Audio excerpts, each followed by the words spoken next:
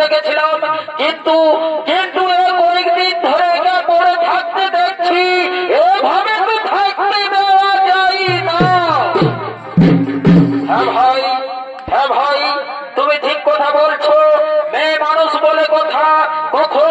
করে বসে কিছু ঘটনা ঘটে গেলে যে আমাদের মান সম্মান থাকবে না। হ্যাঁ ভাই, শোনো শোনো ভাই, শোনো ভাই, আমরা নিজেদের মধ্যে তর্ক বিতর্ক করে কিছু বুঝতে পারবো না, বরং চলো চলো সকলে মিলে জিজ্ঞাসা করি কি তার রহস্য। হ্যাঁ ভাই, ভাই চলো, ভাই চলো। কি নাম তোমার? কেন এখানে পড়ে আছো? ওগো, আমি পদ্মাবতী। আমার পিতা আমাকে মহাপ্রভুর চরণে নিয়োজিত করে গেছেন, আর আর বলে গেছেন জয়দেব নামে কোন জনৈক ভক্তের সঙ্গে আমার বিয়ে হবে। তাই তাই আমি এখানে সেই ভক্তের প্রতীক্ষায় আছি। ও শোনো শোনো ভাই, শোনো ভাই, জয়দেবের জন্য মন্দিরে আমাদের প্রতি শ্রদ্ধা কমে গেছে, আর আর এই কন্যার জন্য আমাদের মন্দিরে থাকা যাচ্ছে না। একবার আসুক জয়দেব, জয়দেবকে পেলে তাকে বেত্রাঘাত করবে। তাই সমস্ত পান্ডারা সেই জয়দেবের অপেক্ষা করতে থাকে, আর এদিকে মহাপ্রভু দর্শন করার জন্য জয়দেব আসছেন মহাপ্রভুর মন্দিরে।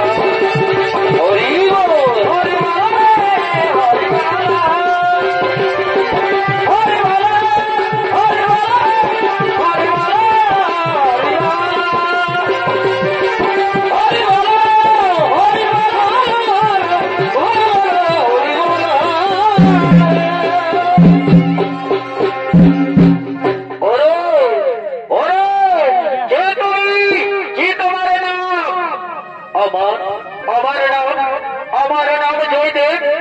কি কি বললে জয়দেব? ওরে ভাই, পেয়েছি এতদিনে পেয়েছি জয়দেবকে। ওরে জয়দেব, ওরে জয়দেব, তোমার জন্য আমাদের এই মন্দিরে গুরুত্ব কমে গেছে। আজ তোমার ঘাট করে ছেড়ে দেব।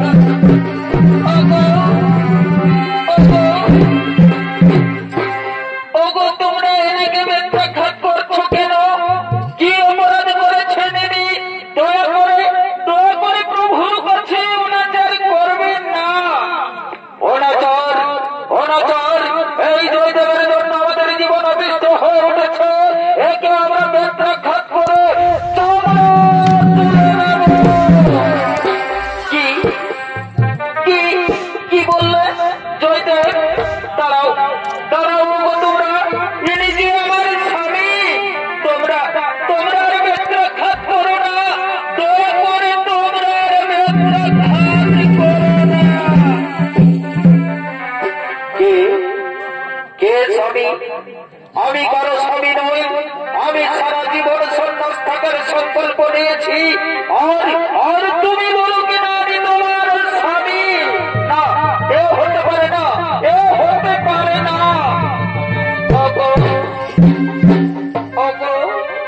আমার পিতা এই মহাপ্রভুর কাছে রেখে গেছেন তোমার অর্ধাঙ্গিনী হয়ে তোমার সেবা করার জন্য।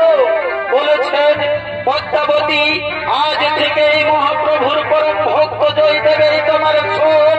এখন আমার আর কেউ নেই, একমাত্র তুমি আমার সব।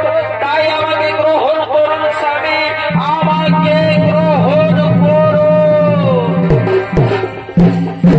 ও বুঝতে পেরেছি, বুঝতে পেরেছি প্রভুর লীলা। তাহলে তাই মহাপ্রভুর ইচ্ছে। তবে শোনো শোনো পদ্মাবতী, আজ থেকে তোমাকে স্ত্রী রূপে গ্রহণ করলাম। চলো চলো, পান্ডার রাজ্যে আমরা থাকবো না, আমরা নিজে ফিরে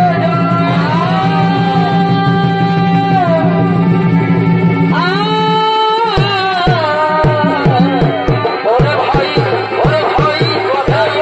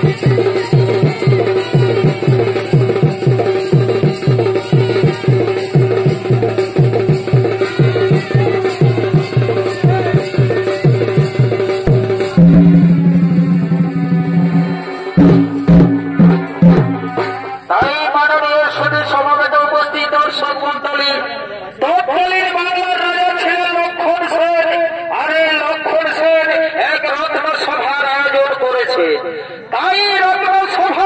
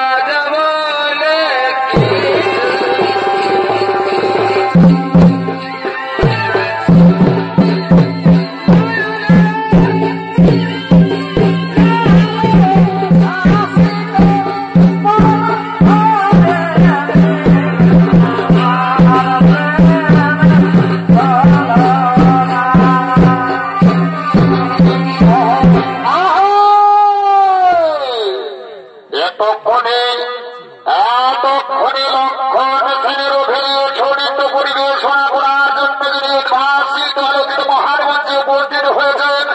তিনি হলেন সুনাম ধন্যকারী চলচ্চিত্র শিল্পী অচিন্ত কুমার মাহাতো।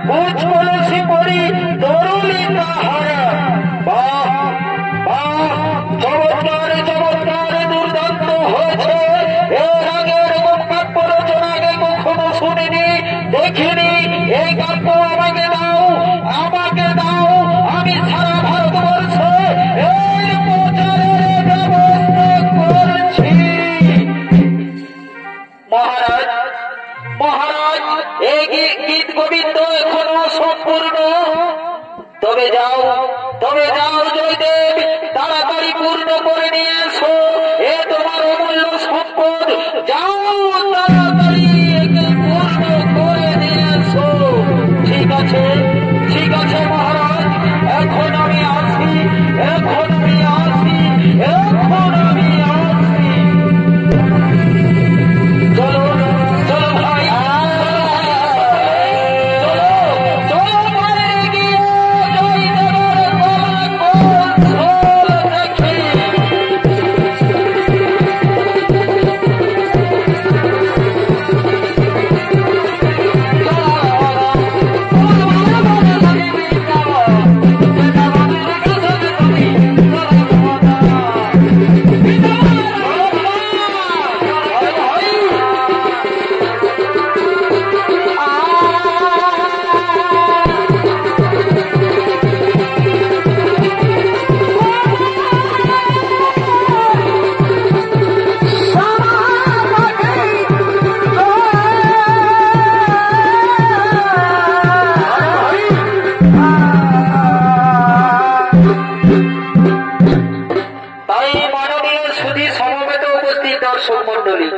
জয়দেব রাজসভায় যাওয়ার সময় গীত গোবিন্দ গঙ্গায় ফেলে দিয়েছিল। ফেরার সময় গঙ্গার জোয়ারে জয়দেবের গীত গোবিন্দ ফিরে পেল। আর এদিকে পদ্মাবতী বিদ্যালয়ে আসছে ভগবানের প্রসাদ রান্না করার জন্য।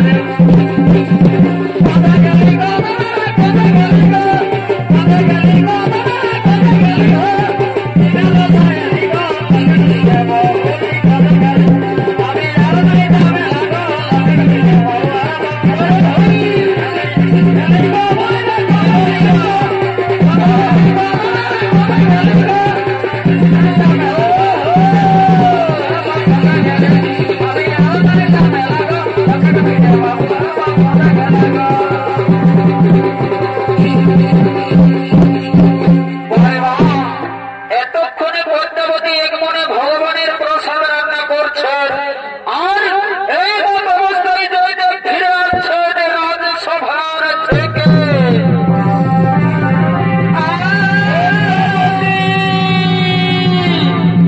পদ্মাবতী, আমায় তাড়াতাড়ি অন্ন দাও, আমার যে বড় খিদে পেয়েছে, তাড়াতাড়ি অন্ন গ্রহণ করে আমাকে যে গীত গোবিন্দ সম্পূর্ণ করতে হবে।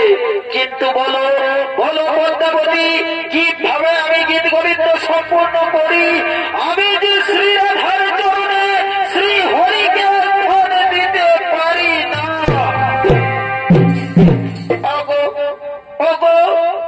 তুমি এ নিয়ে চিন্তা করো না, ভগবান ঠিক এর সমাধান খুঁজে দেবেন। তুমি এখন স্নান সেরে এসো। ঠিক আছে, ঠিক আছে পদ্মাবতী, ঠিক আছে, আমি স্নান সেরে আসছি।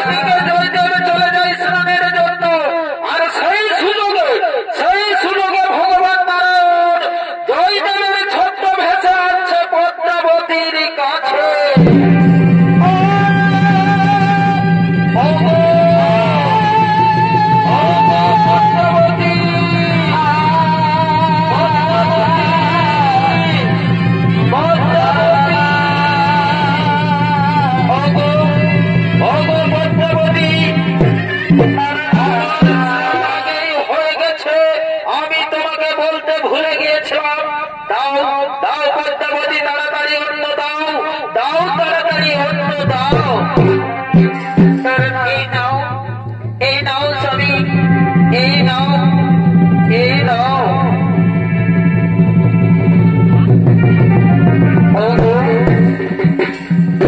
ওগো পদ্মাবতী, আজ তুমি আমায় তৃপ্তি করে খাওয়ালে, তুমি দীর্ঘজীবী হো। আমি এখন যাই সেই গীত গোবিন্দ সম্পূর্ণ করতে হবে যে।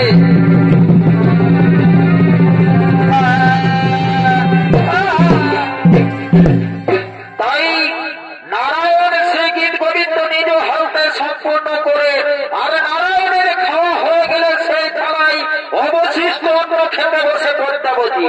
আর এদিকে জয়দেব স্নান সেরে বাড়ি ফিরছে।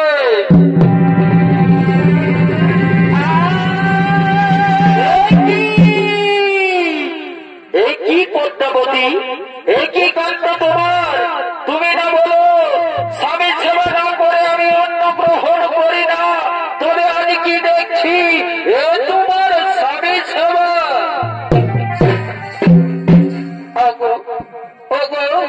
এ মাত্র তুমি তো খেয়ে উঠলে, আর আমাকে ভৎসনা করো। কি এই মাত্র আমি খেয়ে উঠলাম? হ্যাঁ হ্যাঁ হ্যাঁ, এই মাত্র তুমি খেয়ে উঠলে, উঠে গীত গোবিন্দ সম্পূর্ণ করতে বসলে। কই কই পদ্মাবতী কোথায়? চলো চলো দেখি গীত গোবিন্দ। এই কি পদ্মাবতী, এই গীত গোবিন্দকে সম্পূর্ণ করলো? ও বুঝেছি,